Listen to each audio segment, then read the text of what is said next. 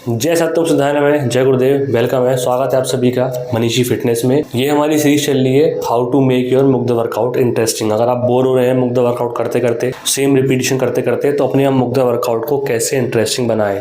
इस पर एक पहली वीडियो आ चुकी है, इसमें मैंने बताया था कि अगर आप डबल हैंड मुग्ध एक्सरसाइज करते हैं तो अपने मुग्ध वर्कआउट में क्या क्या ऐड करें या फिर क्या क्या चेंजेस करें ताकि आपका मुग्ध वर्कआउट इंटरेस्टिंग हो, आपको वही सेम रिपीटिशन करते करते बोरियत ना हो।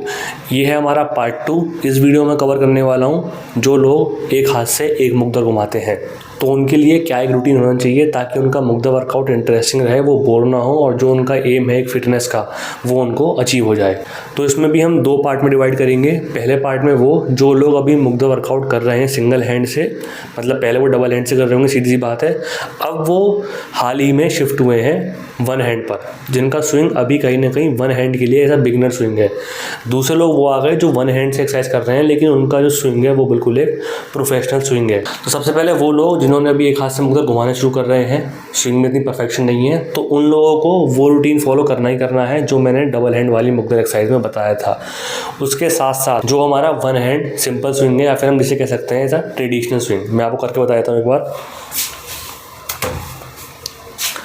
ये आपके एक हाथ में मुग्धर है, आप इसको घुमा रहे हो, ये वाला, इसे हम कहते हैं आपका ट्रेडिशनल स्विंग। क्योंकि आपने देखा होगा भाई जो हमारे अखाड़े में लोग मुग्धर घुमाते हैं या फिर आपने जितने भी लोगों को देखा हो तो ज़्यादातर यही है जो हमारा मुग्धर का स्विंग है। बाकी तो इसकी और जो भी आर्ट्स हैं वो है, लेकिन ये स्विंग है जो हर जगह मिलता है। इवन जो कंपटीशन भी होते हैं वो तो खैर, हालांकि कंपटीशन तो दोनों हाथ में एक मुग्धर होता है, लेकिन स्विंग आपका यही वाला होता है। तो सबसे पहले क्या करना है आपको, जो लोग अभी इस मुग्धर को केवल घुमाना सीख रहे हैं उनको जो डबल हैंड की सारी एक्सरसाइज है वो करनी है। और इसके आपको करना है कम से कम, मैं अभी आपको एडवाइस करूंगा कि अभी आप सीख रहे हैं तो 50 to 100 मैक्सिमम अपने 100 रिपीटिशन रखें, उससे ऊपर ना जाए। साथ ही साथ इसके साथ आप मिक्स करना वन हैंड आर्क स्विंग को। वो कैसे करते हैं मैं आपको बता देता हूँ। हालांकि मैंने एक वीडियो बताया भी हुआ है, मैं उसकी लिंक डिस्क्रिप्शन में डाल दूंगा, आप उस वीडियो से सीख सकते हैं कि इस स्विंग को हमें करना कैसे है। इस स्विंग को करते कैसे हैं मैं आपको डेमो दिखा देता हूँ, पूरा आप वीडियो में जाके देख लेना।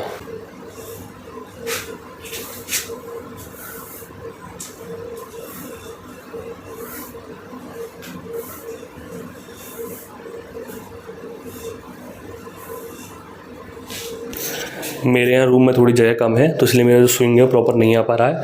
प्रॉपर स्विंग कैसा होता है, उसमें हाथ आपका इस तरीके से पूरा खुलता है। मेरे यहाँ रखा हुआ है बेड, तो यहाँ पर टकरा जाएगा वो, तो इसलिए मेरा ये वाला हाथ पूरा नहीं खुल पा रहा है।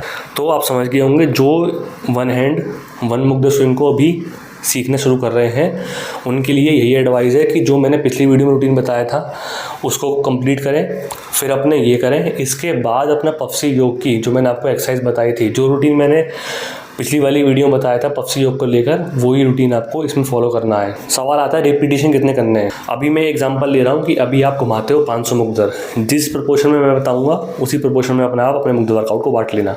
अगर आप घुमाते हो 500 मुग्धर तो पहला अपना टारगेट रखो कि जो मैं डबल हैंड की 3 एक्सरसाइज आपको बताई थी, सिंपल स्विंग, एक बताया था आपको ऑल्टरनेट स्विंग और एक आपको बताया था डबल हैंड में आपका आर्क स्विंग, तो उसको आप रखना 100 फर्स्ट की, 100 सेकंड और 100, इन तीनों को आप रखना 100 300, ये हो गई आपकी।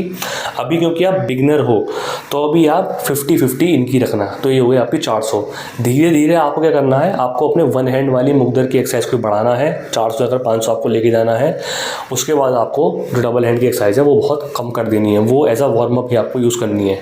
अगर आप स्ट्रेंथ ट्रेनिंग पर हैं, डाउट आता है कि भाई पफसी योग कर रहे हैं तो मुग्ध वर्कआउट पहले करें या बाद में करें, जो मैंने पिछली वीडियो में कवर करा था, लेकिन जो लोग वन हैंड कर रहे हैं अगर उनको स्ट्रेंथ गेन करनी है, अगर उनको प्रॉपर स्ट्रेंथ ट्रेनिंग वो कर रहे हैं तो आप क्या करें, पहले अपनी पफसी योग की 15 एक्सरसाइज करें, फिर जो डबल हैंड वाला मुग्धर है उसको एज अ वार्म अप मतलब 40 to 30 रिपीट्स हैं उसके लिए, फिर अपना केवल और केवल वन हैंड वाला मुग्धर घुमाएं। वन हैंड वाले में 30 अपने आप ये वाले रख लें सिंपल ट्रेडिशनल स्विंग और 30 अपने आप रख लें आर्क स्विंग, तो टोटल आपके 100 स्विंग्स के आसपास हो जाएंगे, 50 डबल हैंड और 50 अराउंड ये। चाहिए, उससे ऊपर आपको नहीं करने हैं। जब आपका ये वन हैंड वाला स्विंग परफेक्ट हो जाए तो डबल हैंड को बिल्कुल बंद कर देना, केवल केवल अपने वन हैंड वाले स्विंग घुमाना 50 to 60। बात कर रहा हूँ मैं हैवी मुग्दर की।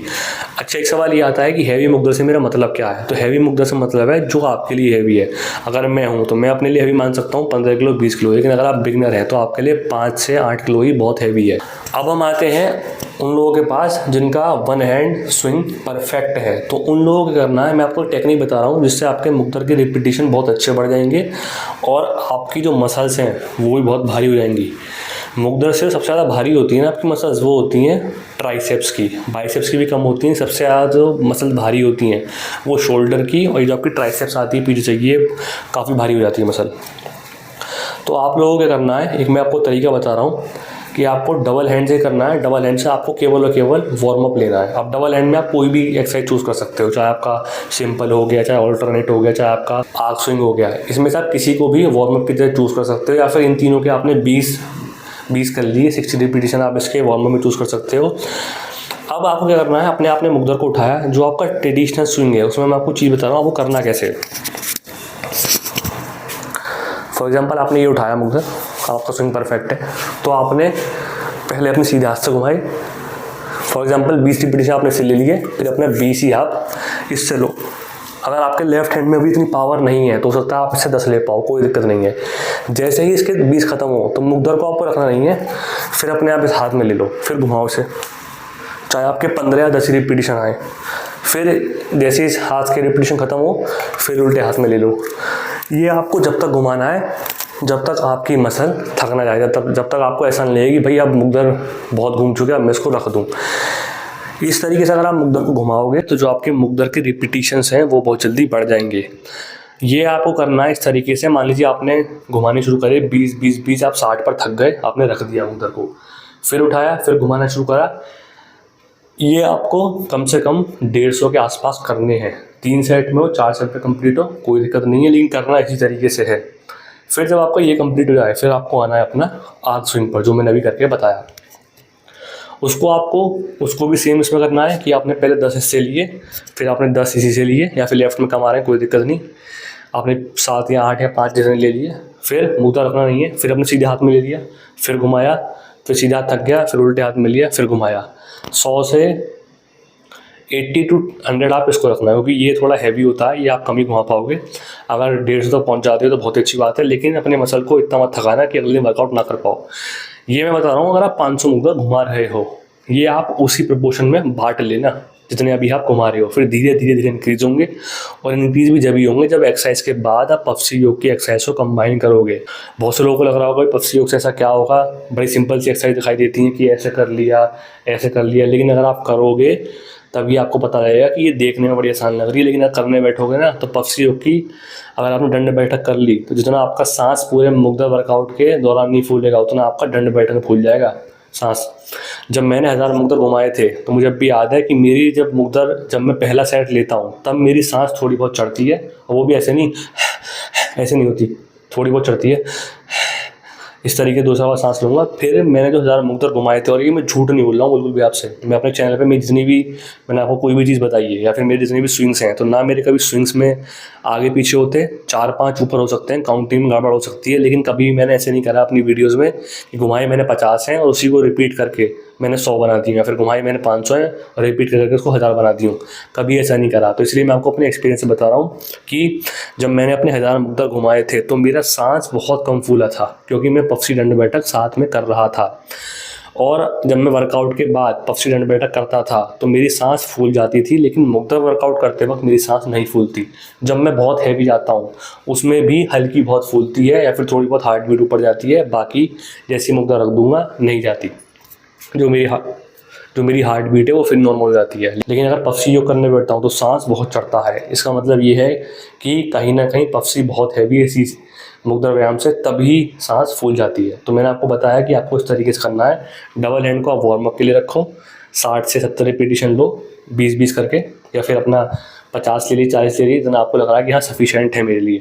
फिर मुग्दर को पकड़ा, सीधे हाथ से घुमाया, फिर उल्टे हाथ में ले लिया, फिर नीचे ही रखना, फिर सीधे हाथ में ले लिया, फिर उल्टे हाथ में, सीधे हाथ में घुमाने के बाद फिर उल्टे हाथ में अपने मुग्दर लिया, तब तक घुमाया जब तक आप थक ना जाओ। फिर रखा, फिर मुग्दर घुमाया। इसको आपको लेना है 100 से 150 के बीच में।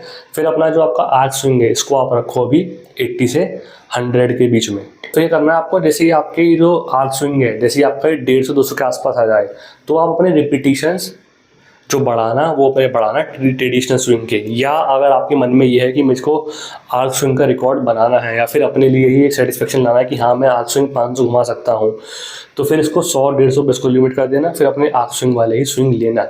लेकिन मैं फिर कह रहा हूँ ये रिपीटिशन तभी बढ़ेंगे जब आप अपनी पफसी की योग की एक्सरसाइज कर रहे हो, वरना आपको बहुत लंबा टाइम लग जाएगा। आप कहोगे मेरे को महीना भर हो गया, 2 महीने हो गए, मैं रोज़ एक्सरसाइज कर रहा हूँ, ना तो मैं अपना मुग्दर में वजन बढ़ा पा रहा हूँ कि भाई पहले मैं 5 किलो घुमाता था डबल हैंड से, अब मैं सिंगल हैंड से भी नहीं घुमा पा रहा हूँ। और जो मुझे वेट है, जो मुझे अगले वेट पे शिफ्ट होना चाहिए कि भाई 7 किलो का मुग्दर लूँ, 8 किलो का लूँ या फिर दोनों हाथ से दोनों मुग्दर घुमाऊँ, मैं वो भी नहीं घुमा पा रहा हूँ। तो उसका रीज़न यही है कि आप पफसी योग नहीं कर रहे हो, मसल में वो स्ट्रेंथिंग नहीं आ रही है, तभी आप अगले वेट पर शिफ्ट नहीं हो पा रहे हो।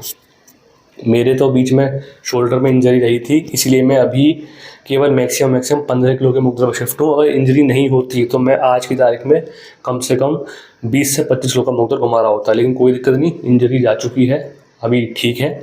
आने वाले टाइम में 15-20 क्या 30 किलो का मुग्दर भी घुमा कर दिखाएंगे। तो ये जो मैंने आपको बताया कि आपको इस हाथ से घुमाना है, फिर राइट से घुमा कर लेफ्ट में आया, लेफ्ट से राइट में, ये वो लोग भी करेंगे आगे जाके जो अभी वन हैंड को घुमा रहे हैं बिगिनर के तौर पर। जब आपका वन हैंड स्विंग परफेक्ट हो जाए तो आप आ जाओगे परफेक्ट वाली कैटेगरी में। तो जो मैंने बाद में आपको रूटीन बताया कि आपको डबल हैंड वार्म अप में लेना है, फिर इसको करना है इस तरीके से, तो आप इसको बाद में कर सकते हो।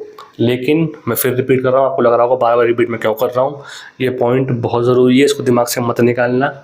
पफसी योग की एक तो बुक बाय कर लो, आपको बार बार डाउट पूछनी जरूरत नहीं पड़ेगी भाई कहाँ कुंभक लगाना है, कहाँ नहीं लगाना है, क्या बिना कुंभक के कर सकते हैं, क्या कर सकते हैं। कॉस्ट बुक की अराउंड, अगर आप शिपिंग चार्जेस लगा के लोगे तो 140 रुपीज़ के आसपास ही बैठेगी बुक आपकी। अफोर्डेबल बुक है, बहुत सस्ती बुक है, तो इसको आप बुक को लो और प्लीज़ अपनी जो वर्कआउट है उसको पफसी दंड बैठक के साथ तो कंबाइन करना ही करना। तो ये था इस वीडियो में, होप आप सभी को समझ में आया होगा। कोई डाउट हो आप डिस्क्रिप्शन में डाल देना, मैं उसका जवाब देने की कोशिश करूँगा अपनी तरफ से। मिलते हैं आपसे बहुत जल्द अगली वीडियो में। जय सत्यम सिद्धाय नमः, जय गुरुदेव।